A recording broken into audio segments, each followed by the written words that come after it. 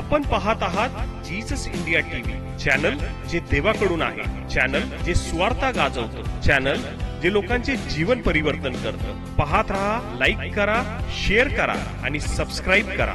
या सेवा कार्याला अजून वाढवण्यासाठी तुम्ही हातभार लावू शकता व आम्हाला तुमची आर्थिक मदत करू शकता। ऑनलाईन पेमेंटसाठी खाली दिलेल्या QR कोडला स्कॅन करून आपलं दान देऊ शकता। मध्ये आपल्या सर्वांचं पुन्हा एकदा स्वागत करतो।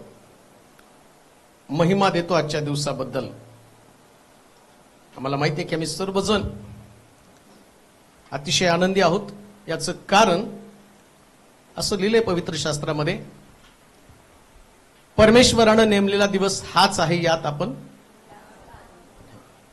हे दुःखाचे दिवस ज्यांना करायचंय दुःख त्यांना करू द्या, परंतु ज्यांचा देवाच्या वचनावर विश्वास आहे त्या लोकांसंबंधानं पवित्र शास्त्र सांगतं की हा परमेश्वरानं नेमलेला दिवस आहे, यात आपण उल्हास व आनंद करावा। आणि का आनंद करू नये? कारण याच्या अगोदर प्रभू येशू ख्रिस्त येण्याच्या अगोदर, या पृथ्वी तलावर त्याचं आगमन होण्याच्या अगोदर कोणाच व्यक्तीला पापक्षमा, तारण, सुटका या कोणत्याच गोष्टीचं खात्री नव्हती। पण जसा प्रभू येशू ख्रिस्त या पृथ्वी तलावरती आला आणि त्याच्या आगमनानं जगातली सगळी परिस्थिती बदलून गेली। आणि शास्त्र सांगतं की देवानं सर्वोत्तम असणारी देणगी प्रभूच्या रूपानं, येशूच्या रूपानं आम्हाला दिली। बरं, हा एका धर्मासाठी, एखाद्या समुदायासाठी, एका विशिष्ट वर्गासाठी प्रभू येशू ख्रिस्त आला नाही।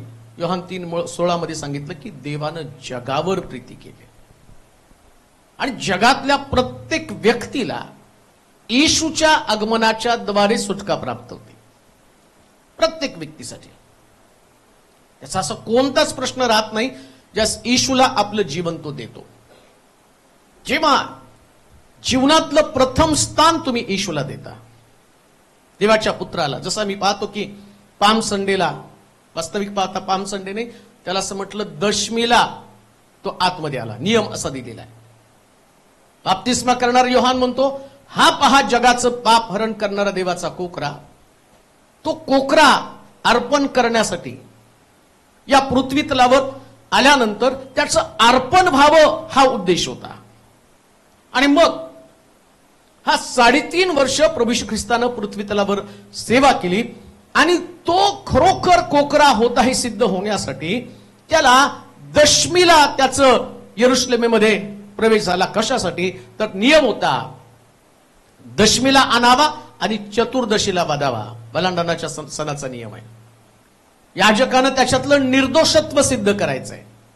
जो कोकरा अर्पण केला जातो, ज्या कोकऱ्याच्या अर्पणाच्या द्वारे घराण्याचं पाप, कुटुंबाचं पाप, राष्ट्राचं पाप नष्ट केलं जातं, त्या कोकऱ्याचं निर्दोषत्व सिद्ध होणं गरजेचं असतं। आणि म्हणून येशू ख्रिस्त दशमीला त्यानं यरुशलेमेमध्ये प्रवेश केला आणि मग त्याला पाम संडे लोक म्हणून गेले। तो संडे होता किंवा अजून कोणता डे होता त्याला महत्व नाही, परंतु तो आला हे फार महत्वाचं आहे। कोकरा म्हणून तो आला आणि त्यानंतर या यरुशलेमेतला त्याचा प्रवेश इतका ऐतिहासिक होता। बरं, नेमकं लोकांनी या दिवशी करायचं काय? प्रत्येक सणाला काहीतरी महत्व आहे आणि म्हणून शास्त्रामध्ये असं लिहिलं, तुम्ही सण साजरा करा पण सात्विकपणे आणि खरेपणानं। सात्विकपणा म्हणजे नेमका काय हो? कित्येक वेळा सात्विकपणा म्हणजे असं लोकांना वाटतं की आंघोळ करून केलेली प्रार्थना ती सात्विक प्रार्थना आहे, किंवा देवाच्या सानिध्यामध्ये मी राहिलो तर मला कुणी स्पर्श करू नये। कित्येक लोकांना त्या चुकीच्या लोकांचा स्पर्श पण आवडत नाही, ते अंग चोरून चोरून चालतात, तो पण सात्विकपणा नाहीये।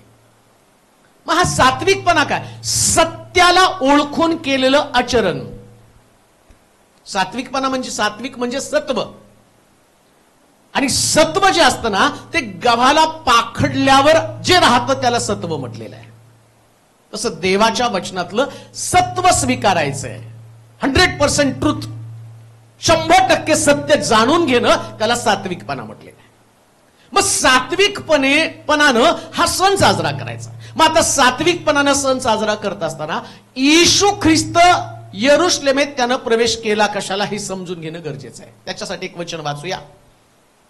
मत्तयाचं शुभवर्तमान 21वा अध्याय 1 पासून 11 पर्यंतची वचनं. मत्तयाचं शुभवर्तमान 21वा अध्याय आणि 1 पासून 11 पर्यंतची वचनं. यरुशलेमेत येशूचा येशूचा जयोत्सवाने प्रवेश ते यरुशलेमेजवळ आले असता जैतुनाच्या डोंगरापाशी बेतफगे एतवर पोहोचले. तेव्हा येशूनं दोघा शिष्यांना असे सांगून पाठवलं की तुम्ही समोरच्या गावात जा म्हणजे लागलीच तेथे बांधून ठेवलेली एक गाढवी व तिच्याजवळ शिंगरू अशी तुम्हास आढळतील.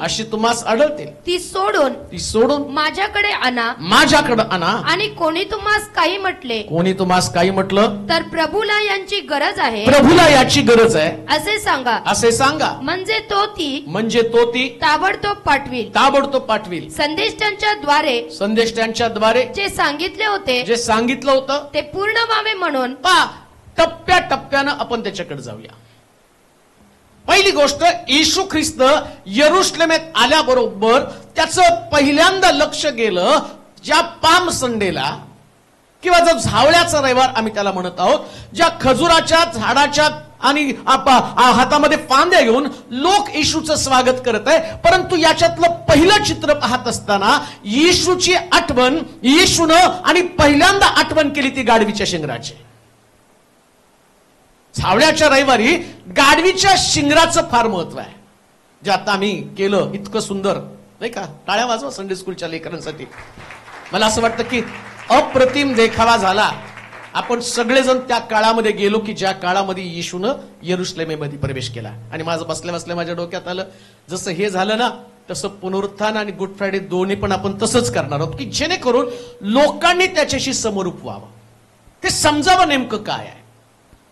मग गाढवीच्या शिंगरावरती बसून यावं, तिथं असं म्हटलं. येशूला तिथं प्रवेश केल्याबरोबर तो म्हटलं समोरच्या गावामध्ये जा. आता कोणतीच घटना तो म्हणायचं म्हणून करत नाही. त्याला माहितीये की त्याचा यरुशलेमेतला प्रवेश हा गाढवीच्या शिंगराला सोडण्यासाठीच आहे. म्हणून तो म्हटला का गाढवीच्या शिंगराला सोडायचं आहे? कारण येशू ख्रिस्ताच्या अगोदर जवळजवळ 4000 वर्ष अगोदर, येशूच्या जन्माच्या अगोदर 4000 वर्ष अगोदर एक संदेश त्याच्या मुखातनं निघालेला एक शब्द, एक भविष्यवाणी होती. मला वाटतंय उत्पत्तीचं पुस्तक त्याचा 49वा अध्याय आणि त्याच्या 11 वचनामध्ये आपल्याला सगळं माहितीये, परंतु आपल्याला तो सिक्वेन्स समजून घेणं फार गरजेचं आहे. उत्पत्तीचं पुस्तक 49वा अध्याय 11 वचन. तो आपले तरुण गाढव द्राक्षलतेला आपल्या गाढवीचे शिंगरू उत्तम द्राक्षलतेला बांधून ठेवील. भविष्यवाणी झाली येशूच्या जन्माच्या अगोदर 4000 वर्ष. तो म्हटला की आपलं तरुण गाढव द्राक्षलतेला आणि गाढवीचं शिंगरू किंवा गाढवीचं पिलू उत्तम द्राक्षलतेला बांधेल. आता येशू ख्रिस्त, ही भविष्यवाणी झाल्यावर येशू ख्रिस्त यरुशलेमेत आला. यरुशलेमेत आल्याबरोबर त्याच्याकडे भविष्यवाण्या होत्या, जिथं आम्ही वाचलं. आता वाचा बरं मग त्याच्या शुभवर्तमानामध्ये. जवळ आले असता जैतुनाच्या डोंगरापाशी बेतफगे एतवर पोहोचले. तेव्हा येशूने दोघा शिष्यांना असे सांगून पाठवलं की तुम्ही समोरच्या गावात जा म्हणजे लागलीच तेथे बांधून ठेवलेली एक गाढवी. तो म्हटलं लागलीच समोरच्या गावात तुम्ही पोचला तोच तिथं एक गाढवी तिच्या पिलासहित तुम्हाला सापडेल. आता येशू त्या असं म्हणायचं कारण काय? त्याला माहितीये 4000 वर्ष अगोदरच सांगून ठेवलं एक गाढव चौकात असणार आहे. आता देव जे बोललाय 4000 वर्ष अगोदर, आणि गाढव सापडलं कधी? 33.5 वर्ष येशू ख्रिस्ताचं मिनिस्ट्री संपायला लागली. आता येशू वधस्तंभावर सुळावरती जाणार आहे आणि त्या 3.5 वर्षामध्ये बरोबर त्या चौकात तिची मिनिस्ट्री संपत असताना ते गाढव आणि शिंगरू दोघं पण चौकामध्ये बांधून ठेवलेले सापडले. का? कारण देव लॉजिक वरती जीवन जगत नाही. लॉजिक नाही चालत इथं. काहीतरी घडायचं म्हणून घडलं, अर्पण करायचं म्हणून केलं, जायचं म्हणून गेलो, प्रीचिंग करायचं म्हणून केलं. तिथं लॉजिक चालत नाही. हे बायबल जे आहे ते इतिहासाचं पुस्तक आहे. याच्यामध्ये सगळ्या घटना आधी नोंद केल्या जातात, नंतर त्या घडल्या जातात. हे पहिलं पुस्तक आहे. हे पुस्तक झाल्यावर तयार केलं नाही. ऐका, एखादी घटना घडली आणि मग त्याचा इतिहास म्हणून नोंद केलं नाही बरं का. आधी त्याच्यात भविष्यवाण्या केल्या, त्या घडल्या आणि मग नोंद करून ठेवल्या. म्हणून 2 गोष्टी आहेत, जुना करार आणि नवा. मग कशासाठी जुना करार नवा करार? जुन्या करारात देव बोलला, नव्या करारामध्ये त्या घटना घडणार आहेत. या पुस्तकाचं 100% सत्य पुस्तक म्हणून कसं तुम्ही विश्वास ठेवू शकता? याचं कारण आहे, इथं आधी ती गोष्ट 4000 वर्ष अगोदर बोलला गेला. काय? तो आपलं तरुण गाढव द्राक्षलतेला आणि गाढवीचं पिलू उत्तम द्राक्षलतेला बांधेल. आता अनेक संदेष्टे आले. बलाम संदेष्टा पण गाढवीच्या शिंगरावरती बसला, त्याच्याकडे पण गाढव होतं. पण येशूचं गाढव आणि हे गाढव याच्यामध्ये फरक काय? ऐका बरं का, सिक्रेट बायबल मधलं समजून घ्या. संदेष्टे गाढवावरच बसून येत होते, पण येशूचं गाढवावरती बसणं हे सगळं वेगळं आहे. का वेगळं आहे? कारण तो म्हणतो की ते गाढव उत्तम द्राक्षलतेला बांधेल. आणि येशू ख्रिस्त काय म्हणतो? मी खरा द्राक्ष माझा बाप आहे माळी. मग आता द्राक्षवेल आला, मग गाढव पण आलं पाहिजे. एक सुद्धा संदेष्टा म्हटलं नाही मी उत्तम द्राक्षवेल आहे. पण येशू आला आणि येशू म्हटला मी खरा द्राक्षवेल आहे. म्हणून संदेष्टे असताना संदेष्ट्यांनी गाढवावरती बसले, पण एकाही संदेष्ट्याला गाढवावरचा शाप काढता आला नाही, जो शाप निर्गमाच्या पुस्तकाच्या 13:13 मध्ये दिला होता. कोणता? वाचा बरं तो शाप कोणता आहे? निर्गमाचं पुस्तक 13 अध्याय 13 वचन.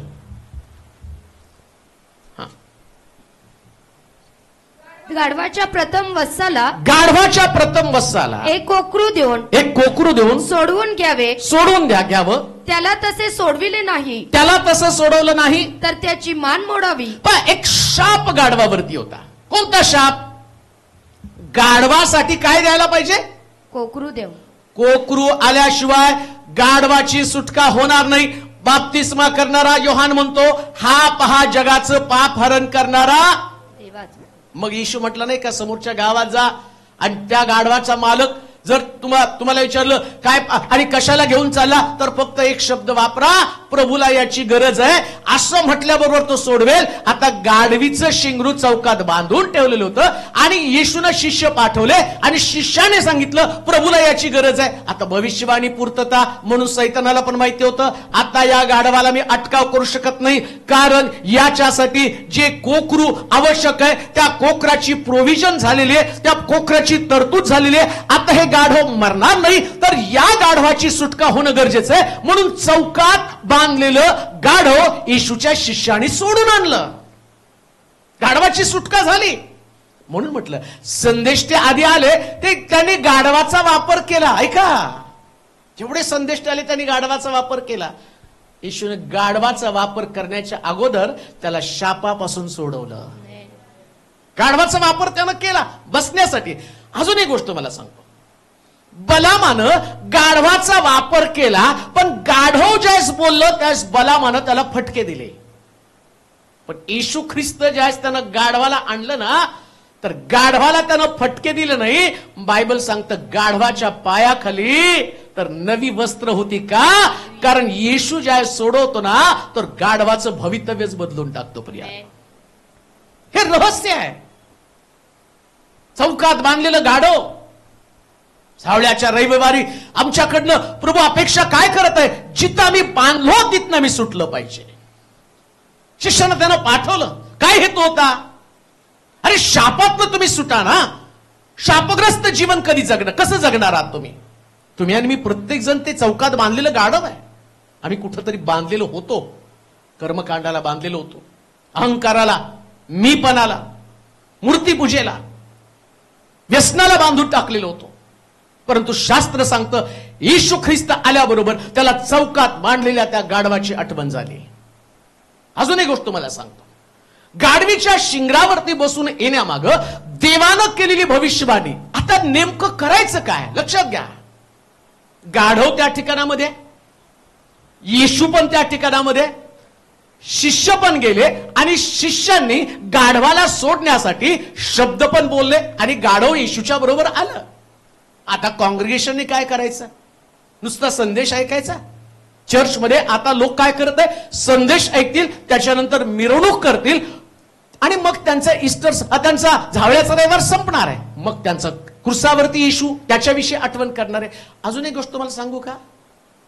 लोक 40 दिवस दुःख सहनाचे दिवस म्हणत आहे आणि इकडे येशू ख्रिस्ताचा यरुशलेमच्या प्रवेशामध्ये तिथं मोठी मिरवणूक आहे. मग दुःख कुठे आहे तिथं? कुठे तिथं दुःख? इथं तर दुःख नाही. उलट येशूचे शिष्य जोर जोरात ओरडत आहेत, प्रभूच्या नावाने येणारा राजा धन्यवादित असो. त्या शास्त्री आणि पुरुष आले आणि ते म्हटले यांना गप्प करा. म्हणजे तिथं जल्लोष आहे. आणि येशूनं काय म्हटलं? हे गप्प बसले तर. म्हणजे त्यावेळेस काय चाललं होतं? आनंद, जल्लोष, का दुःख सहन केलं गेलं होतं? पण आम्ही जे पाहिलं शुक्रवारी, आम्ही शिकलो की तिथं मनुष्याच्या बुद्धीनं, मनुष्य आपल्या कल्पनेनं सण साजरा करण्याचा प्रयत्न करत आहे. पण बिब्लिकली आणि शास्त्रशुद्ध जीवन जगायचं आणि सण साजरा करायचा तर त्याला म्हटलं आत्मिकपणे, सत्यानं, खरेपणानं सण साजरा करायचा. आता खरं पण काय नेमकं त्याच्यामध्ये काय अपेक्षा करत आहे? ठीक आहे, सुंदर झावळ्यात, इतक्या सुंदर झावळ्यात, त्याचं महत्व तेवढंच आहे. आता त्या खजूरच्या डहाळ्याविषयी आपण परत कधीतरी पाहू, तो आपला विषय नाही. परंतु आम्ही पाहतो की येशू ख्रिस्त जसा त्यांनी यरुशलेमेत प्रवेश केला, अशी एक पद्धत आहे पूर्वी. त्याला मंडपाचा सण म्हटलेला आहे. तर मंडपाच्या सणाचं वैशिष्ट्य काय माहिती का? जेवढी आणि जी झाडं आहेत त्या झाडामध्ये आणि जे आंब्याची पानं, त्यानंतर आम्ही पाहतो की खजुरीच्या झाडाची पानं, आणि ती पानं आणून त्या, आणि त्या जसं आम्ही पाहतो की त्या एक पिलर आहे आणि त्या पिलरला लावली जातात, हातामध्ये लावली जातात. जसं पूर्वी लग्न होताना बघा आंब्याच्या पानाचं ते लावत होते. त्यानंतर पाहतो आम्ही त्या ह्याचं पण लावतात, काय म्हणतात, केळीची पानं. हे बिब्लिकल आहे, हे बायबल मधलं आहे की ते जो लग्न असतं ना त्या लग्नाचं ते चिन्ह आहे. राजा आला तर त्याचं स्वागत असंच व्हायचं. मग त्या लोकांना ते कळतंय, आम्ही लोक त्याच्यामध्ये अडकून पडलो, पण त्याच्यातलं सिक्रेट आम्हाला कळलं नाही, रहस्य नाही कळालं आम्हाला. आणि त्या नवरा सुद्धा राजासारखाच असतो, त्याच्या डोक्यावरती तोप असतो नाही का. त्या दिवशी फक्त तो राजा असतो आणि ती राणी असते नाही का, जिचं लग्न असतं ते. आणि वराडी जी आहेत ना ते सगळेजण त्यांच्या मागे बँड वाजवत वाजत. आता पण जे झालं ते काय झालं? मग तुम्हाला प्रॅक्टिकल करायला सांगितलं. का प्रॅक्टिकल करायला सांगितलं? कारण तो पण वर आहे आणि आम्ही कोण आहेत? वराडी. आम्ही त्याच्या मागे चाललो. मग आता हा जो वर, हा जो प्रभू येशू ख्रिस्त या पृथ्वीतलावर येत असताना तो गाढवीच्या शिंगरावरती बसून यावं, गाढवीच्या शिंगराची त्यानं सुटका करावी, ही दैवी योजना आहे. आता दैवी योजनेप्रमाणे येशू आला आणि त्यानं सांगितलं समोरच्या गावामध्ये जा, चौकात बांधलेलं गाढव तुम्हाला सापडेल, ते गाढव सोडून तुम्ही आणा. पहिली गोष्ट, ज्याला पाम संडे समजतो, ज्याला झावळ्याचा रविवार कळतो, त्या व्यक्तीनं 2 गोष्टी केल्या पाहिजे. एक, प्रभूनं सांगितलेली आज्ञा, जाऊन गाढव सोडा. गाढव सोडा. खरा पाम संडे काय माहिती का? खरा पाम संडे म्हणजे गाढवाची सुटका करणं. काही लोक बांधले गेलेले आहेत, परंतु आम्ही फक्त एका सणापुरता विचार करत आहोत. आमच्यासाठी झावळ्या महत्वाचा आहे, आमच्यासाठी एक सण महत्वाचा आहे, परंतु आमच्यासाठी चौकात बांधलेली गाढवं कुठं आहेत? प्रश्न तोच आहे. आज किती लोकांची सुटका तुम्ही केलेली आहे? किती लोकांना तुम्ही बंधनातनं बाहेर काढलं? किती लोक व्यसनातनं बाहेर आलीत?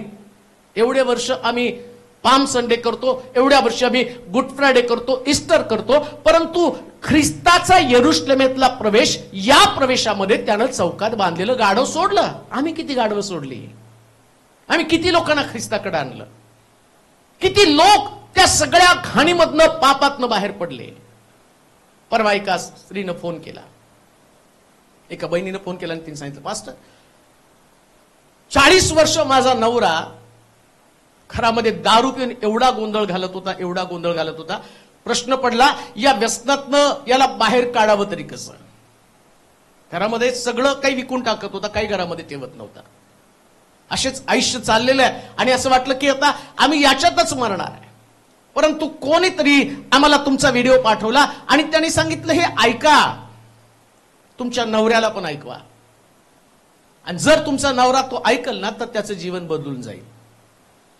ते म्हटले असं आजपर्यंत कधी घडलं नव्हतं, परंतु मी तो आणि व्हिडिओ ऐकला, माझ्या नवऱ्याला पण ऐकवला आणि ऐकवल्यानंतर हळूहळू त्याच्यामध्ये बदल झाला आणि आता माझा नवरा व्यसनातनं मुक्त झाला. का? कारण चौकात बांधलेलं गाढव सुटतं. चौकात बांधलेलं गाढव सुटतं. आम्हाला सोडायचंय लोकांना. लोकांचं सोडावं, आम्ही तर सुटलो का हा प्रश्न आहे ना. आम्ही तर सुटलो का? आम्ही पण अजून चौकात बांधूनच ठेवलेले आहे. आम्हाला अशा काही गोष्टी आहेत ज्या प्रभूला आमच्यामध्ये पसंत नाहीत. गाढवाचा मालक त्याला सोडणार नाही, परंतु शिष्य गेले आणि शिष्यांनी जाऊन त्यांना एक गोष्ट फक्त बोलायची, प्रभूला याची गरज आहे. लक्षात ठेवा, प्रभूला हत्तीची घोड्याची गरज नाही, पण गाढवाची मात्र गरज आहे. गाढवाची गरज आहे. निर्बुद्ध गाढव, ज्याच्यामध्ये ज्ञान नाही, ज्याच्यामध्ये बुद्धी नाही, ज्याला आणि सगळ्या लोकांनी नाकारलेले, शास्त्रात सांगितल्याप्रमाणे याची तर मान मोडून टाकायला पाहिजे एवढं शापित ते गाढव आहे. तो वाचूच शकत नाही. ऐका, सावळ्याचा रविवार त्या लोकांसाठी आहे ज्यांच्याकडे आशा नाही, ज्यांना सुटण्याची आशा नाही, ज्यांचा परिवार आणि कधीच सुटू शकत नाही, अशा लोकांसाठी एक फार मोठा संदेश तो आहे. कोणता संदेश? प्रभूला तुमची गरज आहे, तुमच्या घराची गरज आहे, तुमची व्यक्तिगत जीवनाची त्याला गरज आहे. परंतु तुम्हाला सोडणारं कोणी नसेल. पण आज मी तुम्हाला सांगतो, देवाचं वचन तुमची सुटका करणार आहे. देवाचं वचन तुमची सुटका करणार. ज्याला पाम संडे समजला तो सगळ्या बंधनातनं बाहेर येतो. सगळी बंधनं त्याची तुटली जातात. त्याला वाटतं की मी प्रभूसाठी काहीतरी करावं, त्याला वाटतं मी अशुद्ध गोष्टीपासून बाहेर यावं. दुसरी गोष्ट असं लिहिलंय त्या ठिकाणामध्ये, ते गेले आणि येशूनं सांगितलेला शब्द बोलले.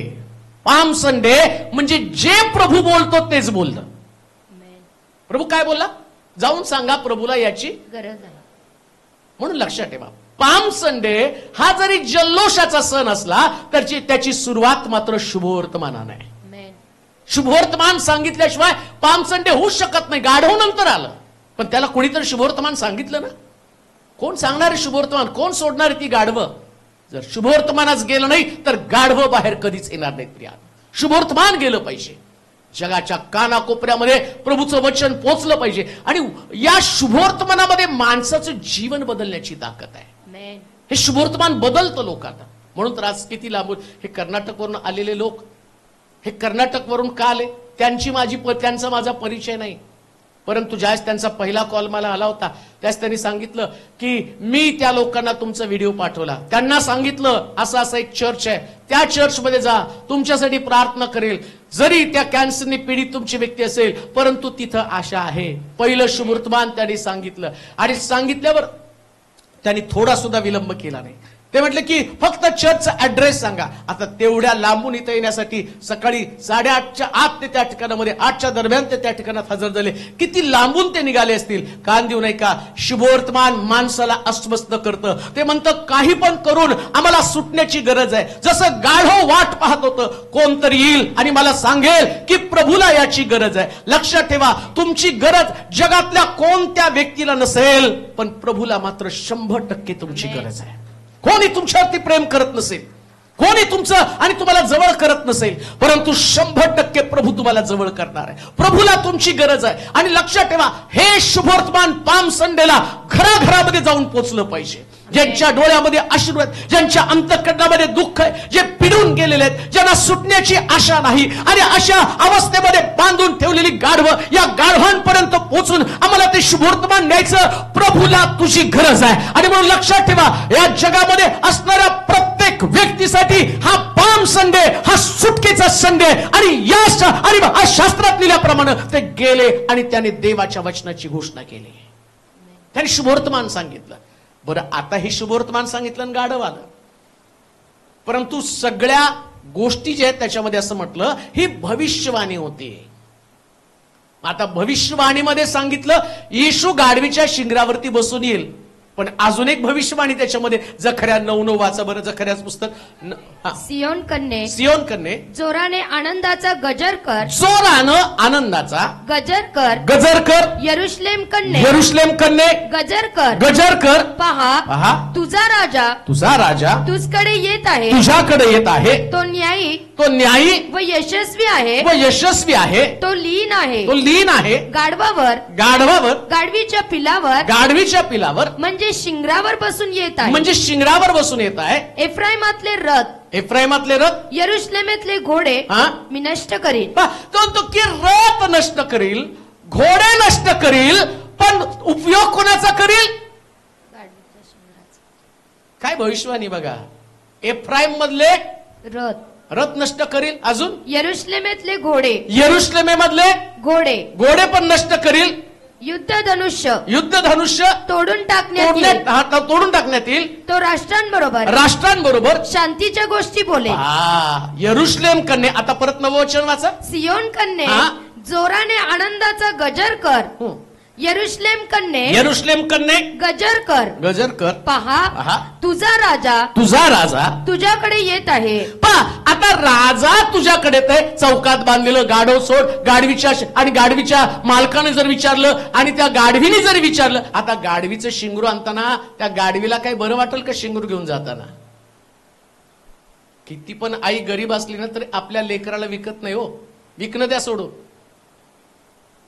रोज कमवून खाणाऱ्या आईला ज्यावेळेस विचारतो ना तुझं कुटुंब चालत नाही, याला बोर्डिंग मध्ये किंवा हॉस्टेलमध्ये घालू, ती आई पण कधी तयार होत नाही. मग गाढवी तिचं शिंगरू कसं सोडेल? शिष्य गेले, ऐका बरं का, आणि ते म्हटलं की प्रभूला याची गरज आहे. गाढवीनं आपलं प्रेम येशू हा शब्द ऐकल्याबरोबर ती म्हटली प्रभूला याची गरज आहे, तर माझं प्रेम मी बाजूला काढते, माझ्या भावना मी कंट्रोल करते, पण प्रभूला याची गरज आहे तर प्रभूसाठी घेऊन जा. प्रभूसाठी घेऊन जा. मगाशी तो लिडिंग करताना एक बोलला शारोन, येशू ख्रिस्त जगात जन्माला आला त्याच कुत्र्यानं जागा सोडली. येशू ख्रिस्त वधस्तंभी जाण्यासाठी सुद्धा आता निघाला त्याच गाढव, आणि दोघही शापित आहे बरं का. कुत्र्याला स्वर्गाच्या राज्यामध्ये, गाढवीच्या शिंगरा संबंधानं म्हटलं जन्मलं तर याचं मूल जे आहे किंवा त्याचं ते गाढवीचं शिंगरू त्याची मान मोडून टाकायची. ऐका, पण आता येशू आल्यावर विचार करा, हा नियम दिला कोणी? देवानं दिला. आणि आज गाढवीचं शिंगरू मागतो कोण? देवच मागतो. मग गाढवीच्या मनामध्ये किती विचार येत असतील, याच देवानं माझ्या लेकरासाठी शाप दिला, आता हाच देव मागत आहे. पण गाढवीच्या डोक्यात विचार चालू झाले. काय विचार माहिती का? न जाणो माझं मूल जर येशूला उपयोगी आली तर येणाऱ्या दिवसामध्ये सगळी गाढव तर वाचतील ना. गाढव तर वाचतील. भावना त्याच असल्या पाहिजेत. कधी कधी गाढवीच्या शिंगरासारखं आम्ही सुद्धा त्याग केला पाहिजे. आमचं जीवन आम्ही प्रभूला समर्पित केलं पाहिजे. त्या गाढवीच्या शिंगरानं आपलं जीवन प्रभूला समर्पित केलं आणि त्याच्यामुळं जेवढी गाढवीची शिंगर आहे तेवढी वाचली हो. एक नाही वाचलं, सगळी गाढवीची शिंगर वाचली. कारण त्याच्यासाठी कोकरा अर्पण झाला. जकर्याच्या पुस्तकामध्ये म्हटलं तो गाढवीच्या शिंगरावरती बसून येईल. आता गाढवीच्या शिंगराची सुटका झाली आणि इकडं मात्र सांगितलं गेलं आता मंडळीनं काय करावं, चर्चेसनं काय करावं. चर्चेसनं नुसत्या झावळ्या घेऊन यावं, चर्चेसनं नुसतं जल्लोष करावा. काय केलं पाहिजे? चर्चेसकडनं प्रभूची अपेक्षा काय काय केलं पाहिजे मंडळीनं? आज मंडळ्यांना त्यातलं रहस्यच कळालं नाही ना, त्यातलं सिक्रेट कळालं नाही. ते परंपरागत पिढ्यानपिढ्या जे त्यांचा सराव पडलेला आहे आणि त्या सरावाप्रमाणेच ते करत आहेत. पण सरावापेक्षा पलीकडे जाऊन आज देवाच्या वचनात मला शिकायचंय. काय म्हटलंय नव्या अध्यायाच्या 9व्या वचनात झकरयाच्या पुस्तकामध्ये, सियोन कन्ये जोराने आनंदाचा गजर कर, जोरानं आनंदाचा गजर कर, यरुशलेम कन्ये गजर कर, पहा तुझा राजा तुझ्याकडे येत आहे, तो न्यायी. आता या ठिकाणामध्ये ज्या काही सियोन कन्या आहेत, जे मंडळीमधले लोक आहेत, ज्यांना सत्य कळालेलं आहे, ज्यांना वल्हांडणाच्या राजाचं इम्पॉर्टन्स, त्याचं महत्व कळालेलं आहे. तुझा राजा कोण येत आहे? तुझा राजा कोण येत आहे? तुझा राजा तुमच्याकडे येत आहे. पहिली गोष्ट, येशू ख्रिस्त गाढवीच्या शिंगरावरती बसलेला तो कोणी सामान्य व्यक्ती नाही, तो राजा आहे. इथं काय तो क्रुसावरती चाललेला आणि एक सामान्य व्यक्ती म्हणून त्याच्याकडे पाहू नका, तो राजा आहे. म्हणून मी तुम्हाला सुरुवातीला सांगितलं, त्या डहाळ्या त्या राजासमोर टाकत असताना, ही आपल्या अंगाची वस्त्र त्याच्याकडे टाकत असताना, त्या लोकांनी त्याचं राजपद स्वीकारलेलं आहे. बलिदानाच्या सणाचं वैशिष्ट्य किंवा झावळ्याच्या रविवारचं वैशिष्ट्य काय, तर पहिल्यांदा त्याला राजा म्हणून स्वीकारणं गरजेचं आहे. तो आमचा राजा बनला पाहिजे. आम्ही आमचं राजपद सोडून द्यायला पाहिजे. तोच एक राजा आहे. आजपर्यंत आम्ही आमच्या इच्छेप्रमाणे जीवन जगलो. आम्ही आमच्या मनाचे मालक होतो. आमच्या विचाराप्रमाणे आम्ही चाललेलो आहे. त्याची सत्ता आमच्यावरती कधीच आम्ही चालू दिली नाही. मला वाटलं रागावं, मी राग आलो. मला वाटलं चर्चला जाऊ नये, मी चर्चला गेलो नाही. मला वाटलं व्यभिचार करावा, मी व्यभिचार केला. मला वाटलं शिवीगाळ करावी, मी शिवीगाळ केली. मला वाटलं बंड करावा, मी बंड केलं. मला वाटलं रुसावं, मी रुसलो. अहो, हे सगळं आमच्या मनाप्रमाणे आम्ही वागत आलेलो. आम्ही कधीच आत्मिक जीवनाचा विचार केला नाही. परंतु पाम संडेला येशू ख्रिस्त येत असताना तो म्हणतो, तो राजा जन्माला आलेला आहे. ऐका,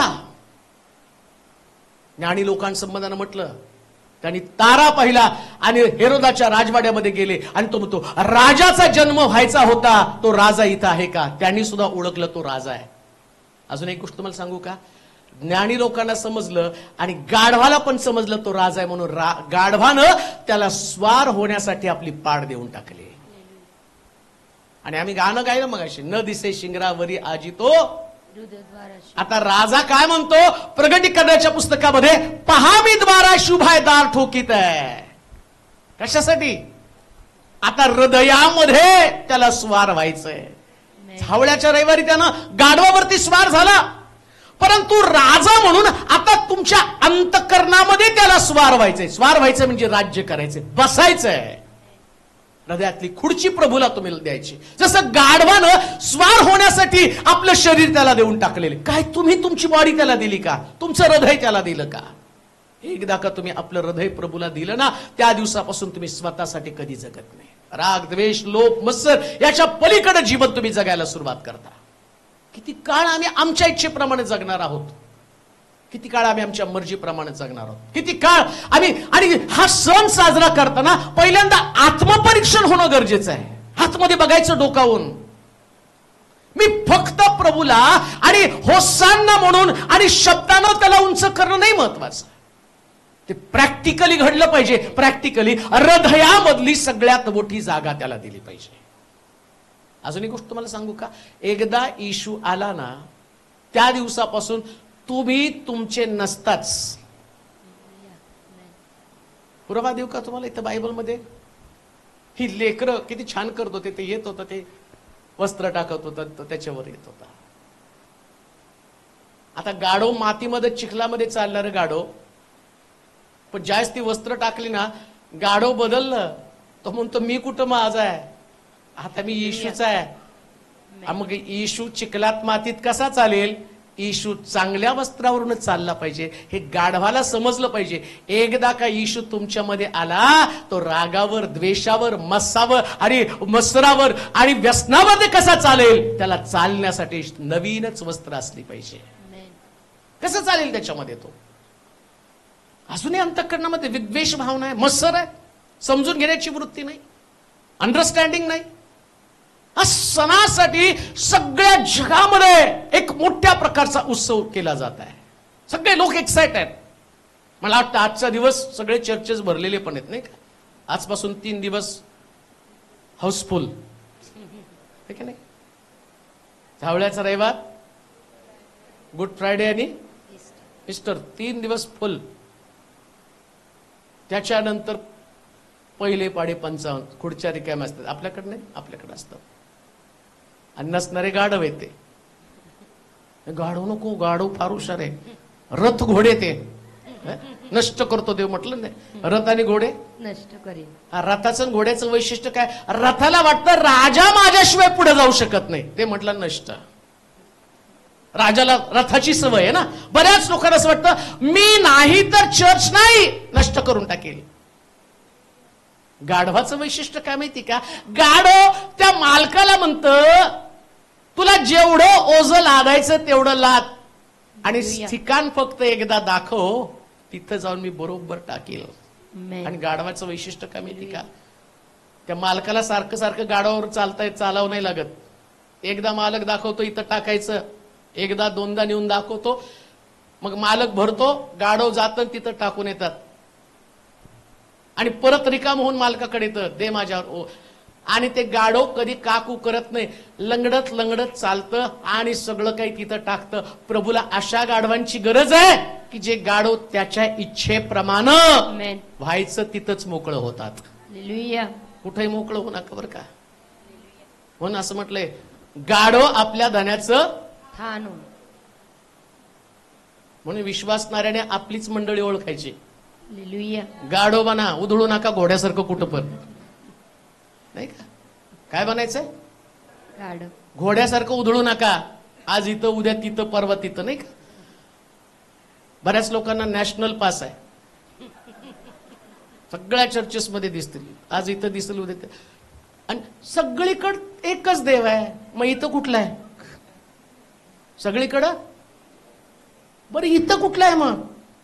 तो तिथं तुला कसा काय दिसला? कारण तो घोड्यासारखा उधळतो. गाढव आपल्या मालकाचं ठाण ओळखतं. पहिलं शिक्षण. आपली मंडळी ओळखा, आपलं पाचारण ओळखा, आपलं ओझ ओळखा. तुम्हाला प्रभूनं काय ओझ दिलेलं आहे? कोणती सेवा तुम्हाला दिली? मिनिस्ट्री तुमची कोणती आहे? कोणतं पाचारण तुम्हाला दिलेलं आहे? गाढव त्याला माहितीये माझं काम नेमकं कोणतं आहे, काय कॉलिंग आहे तुमचं, कशासाठी प्रभूनं तुम्हाला बोलवलेलं आहे. जर तुम्ही नुसतं येऊन गेला तर उपयोगाचं नाही. ओझ असलं पाहिजे, काय माझं काम आहे. जसं त्यांचं रेकॉर्डिंग आहे, याचं दाखवणं आहे, तो ते काम करत आहे, हे काम करत आहे. तुमचं काम काय? तुम्ही कोणत्या ओझ्यानं मंडळीमध्ये येतात? हा पाम संडेचा संदेश आहे. काय संदेश आहे? गाढव आपल्या धन्याचं ठाण ओळखतं. का निवडलं गाढवाला? उधळत नाही, ते घोड्यासारखं उधळत नाही. आणि घोड्याचं एक वैशिष्ट्य आहे बघा, त्याच्यावर कोणी पण बसू शकतं. गाढवाकडे जा बरं,